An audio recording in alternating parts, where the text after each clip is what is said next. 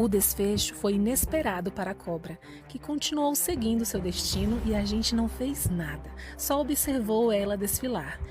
O que faria se fosse você? Comenta aí e marque alguém.